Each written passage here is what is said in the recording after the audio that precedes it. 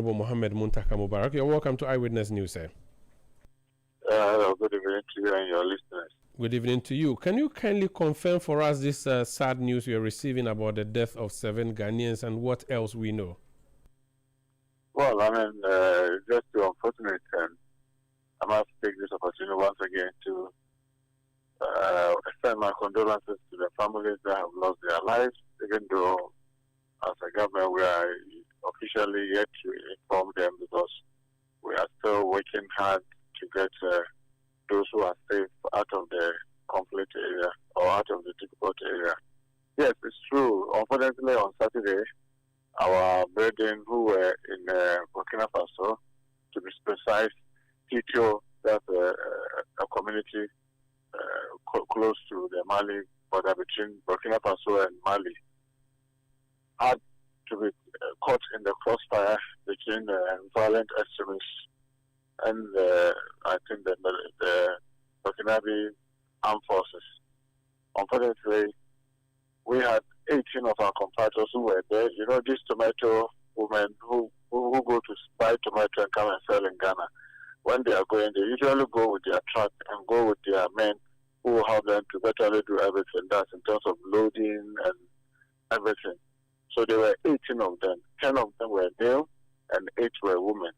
Unfortunately, when these violent extremists got there, they asked all the women to get off the truck, and then they started shooting indiscriminately.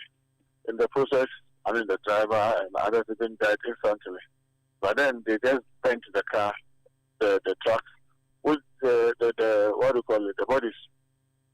So the bodies got bent beyond recognition. But fortunately, 3 of the men managed to get off the truck, even though some of them have received very severe bends. So they are at the hospital. And then out of the 8 women, one was also injured heavily, who was also in the hospital.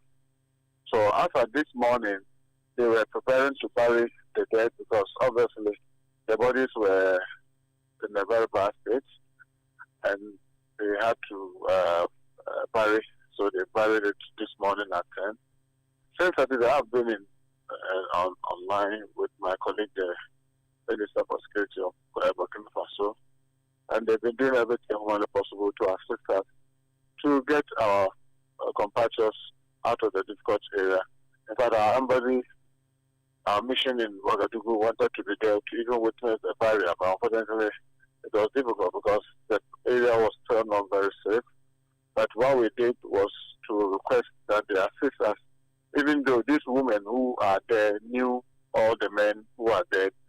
We still wanted samples for DNA, because if you come and say Muntaka is dead, yes, someone may say, I saw that, but what the family home, in case it becomes necessary, then the DNA samples could help.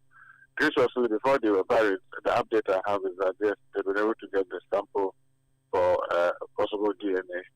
Now, our compatriots that are doing well, that are the 7 women, are currently, as we speak, in the process of being moved to Ouagadougou. So they are in transit coming to Ouagadougou. The 4 who are injured, who are in the hospital, the woman in particular was stable enough to be able to move to Ouagadougou, where she could receive further treatment under our care. Unfortunately, one of the 3 men who are heavily injured is her husband. So she opted that she will stay close to her husband. But the 3 other men, the hospital advised that their condition was not stable enough for them to be able to embark on that long trip. So we are hoping that they will continue to do well.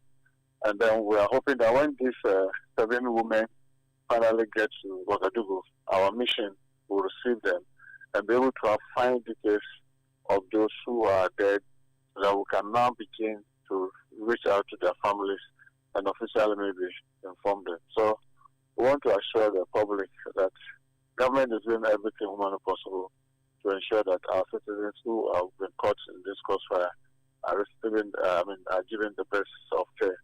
Except to say that the situation in that particular town was very precarious, that our mission could not even go there. I want to also take this opportunity to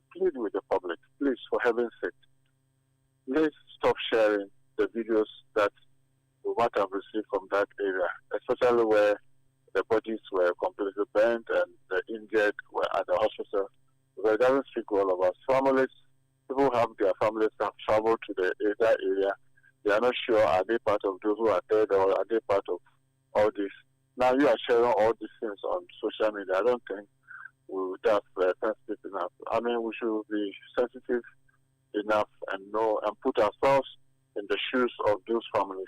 How will you feel if you are not even sure, you've not been officially been told, and you are shown dead bodies or people that have been burnt, and you are not very sure whether your loved ones are part? I don't think that's a mark of insensitivity. So I want to plead with all of us, please, let's stop sharing. I have seen the pictures, I've seen the videos, they are very gruesome, and it's not something that is palatable to view, and therefore not to be sharing it too. Do we know whether this was targeted because they are Ghanaians or they just happened to be passing and got caught in the crossfire?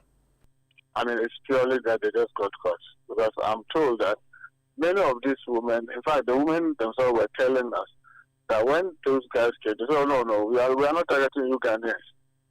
And they would say, "No, we are not targeting. We know you, the women, we are not those our targets." And allow the women to. But for whatever reason, another one came and then started to start firing at a distance that got this, and they started burning the car. But the women would tell you that they were sure that they were not really targeting. They were not targeting them at all. This is just something that they just got themselves caught in the crossfire.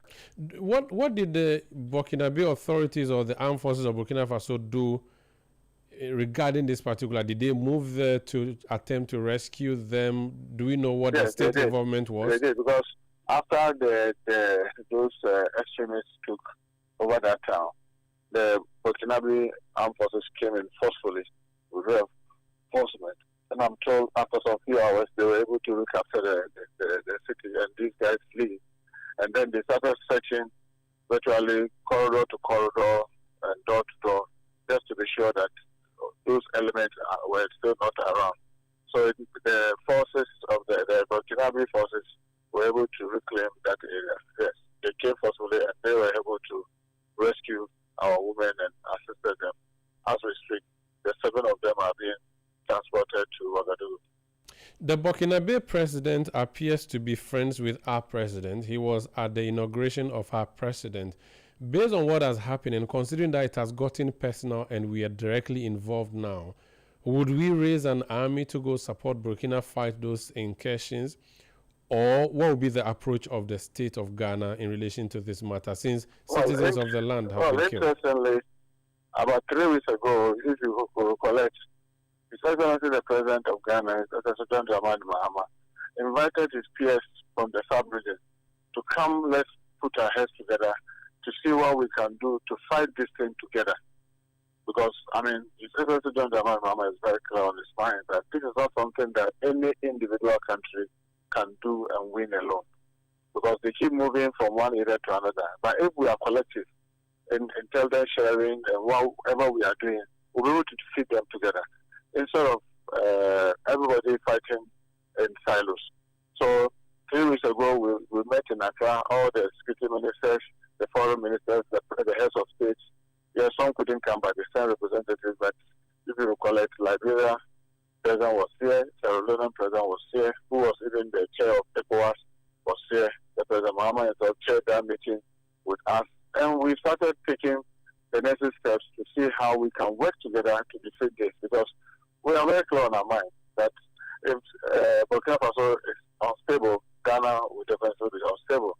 If Ghana is unstable, it will affect Cote d'Ivoire, it will affect Togo. So we believe that our destinies are tied together and we need to collectively fight this together. So Ghana is going to continue to work very hard with our sister neighboring countries to see how we can share intelligence and work together so that we'll be able to defeat these violent extremists. Yeah, but on this specific issue, maybe the expectation would be, because our citizens have been harmed, the war has been brought to our doorstep. And in international law, we do know what is called preemptive defense.